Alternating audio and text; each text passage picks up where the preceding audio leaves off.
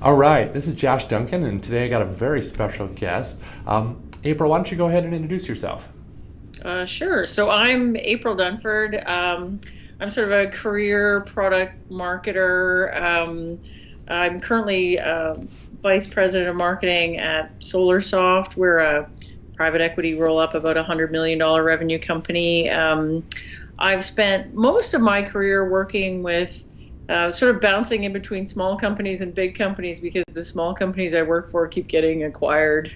And I write a blog called Rocketwatcher where I talk about product marketing for startups. Yeah, so I met April first kind of online through the blog and had the pleasure of hanging out with her for a bit last year at South by Southwest down here in Austin.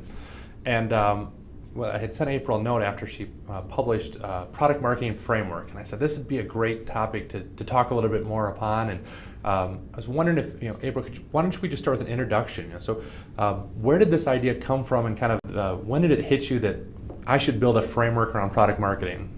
Yeah, well, it kind of naturally evolved out of some work I was doing. So I ran a consulting business where I consulted to startups who needed some advice and help on marketing. And it really, I noticed as I was doing these consulting engagements that, the first meeting you'd have with somebody is you come in and you'd have to explain, well, this is the kind of stuff that I do. And if I was a product manager, I think that would have been very easy to explain because, there's stuff out there like the pragmatic marketing framework, in my opinion, does a very good job of kind of outlining here's all the different things that product managers need to worry about. Yeah. And it obviously has a lot of product marketing stuff in there, but I was getting frustrated because people were very familiar with the pragmatic framework.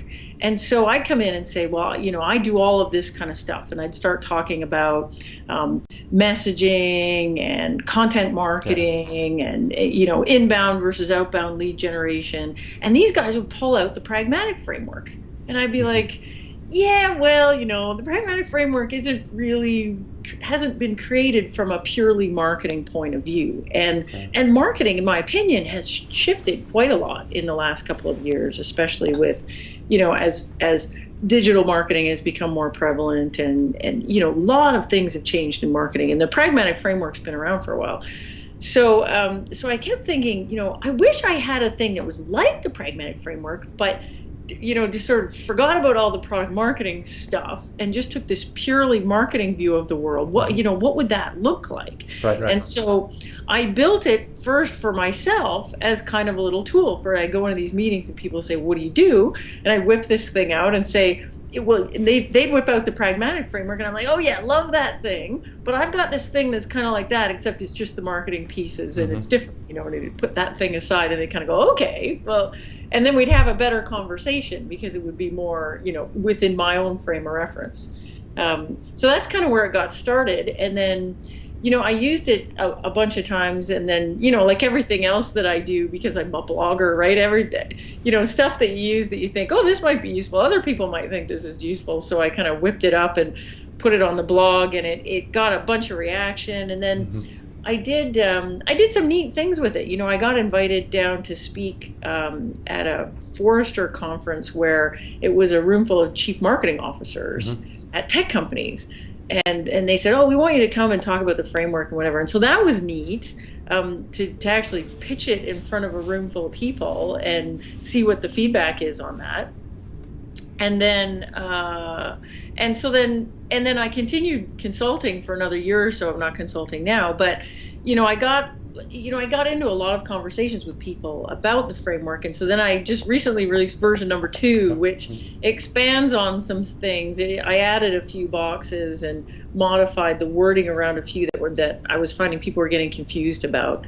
And so, so that's where it came from and kind of the state of it right now. Well, again, I just think it's so cool not only that you built it, but that you shared it. I mean, I think that's awesome. And it was also not something you just threw out there once, that you seem to be maintaining it and getting feedback and improving it. And I know that, in the last 4 or 5 months, when I moved into a role and I'm kind of responsible for building a product marketing organization and programs, I've looked at it several times and used it, and I think that might be a good second question here. Of cool. How would you recommend using it for someone getting started? You put a couple of conditions of when it should be used, or maybe you have one that when it should not be used. So Right. yeah.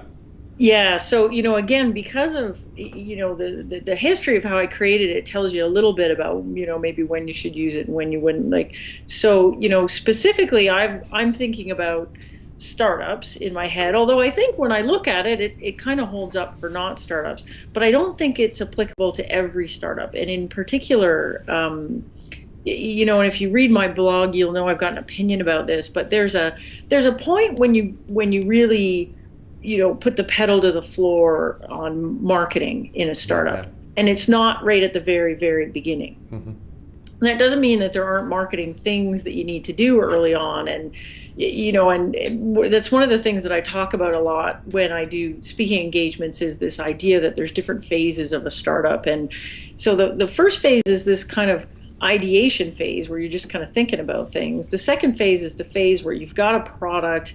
It's probably, you might call it a beta, or it might just be, pieces of a product, and you're iterating on that, and you're doing some early customer experience stuff, but it's not the product yet. Mm-hmm. And you're not exactly sure what market that product fits with. And so you'll finally, as you move along, startups, most of them will get to this point where, and some people describe it as product market fit, but it's this point where you've got something, right? Say, I've got something, people love it, I've got a way to measure that people love it, and I know who the people are, and it's not just anybody or nebulous, it's kind of, I know what markets my product fits with. And once you've got that, then you're sort of ready for doing a bunch of stuff that you kind of weren't ready to do beforehand. Like lead generation, for example, is kind of pointless before that point, because lead generation to who, on what? You don't have a lot of money trying to acquire customers, and you don't even know who the customers are, and your product is completely going to change. And same thing with content creation. There's absolutely content that you would build while you're iterating and you're thinking about it, because you understand the space, but you're not building stuff that's specific to your solution, because your solution is still changing a lot. And so the framework, in my mind, is most useful for a company that's kind of post product market fit. You sort of know you've got this fit between a product and a market, and now you're kind of ready to step on the gas. All right. So looking at kind of where the framework has started from and evolved to, what's next? Do you have ideas of what you want to do with it, or continue to expand it, or is it just let's let it sit for a while and then come back to it? Yeah, that's a good question. I have no idea. I don't know. I just put it for fun. You kind of hope people find these things are useful, and if they do, great. If they don't, whatever. I kind of built it for myself, and if other people think it's useful, then that's good. It's it's one of the things that I really love about blogging, right? There's so much great useful information out there that, I love it when I'm wrestling with something and I come across this really, useful tool or a piece of information or something, and I think, oh, that's great. You just saved me like 2 days worth of work. This is awesome. It's neat to be able to throw something out there that you think might save somebody some time, because it certainly was bugging me when I was consulting, trying to explain what it was. And even when I was at that Forrester thing, there was a lot of feedback there that was kind of like, oh, it's one of the hardest things we do is kind of describe what we do as product marketers, and how is that different from product management, and how is that different from marketing, and that's a whole other conversation. I think all that stuff is all coming together now. Yeah. But so I don't know. Where does it go? I don't know.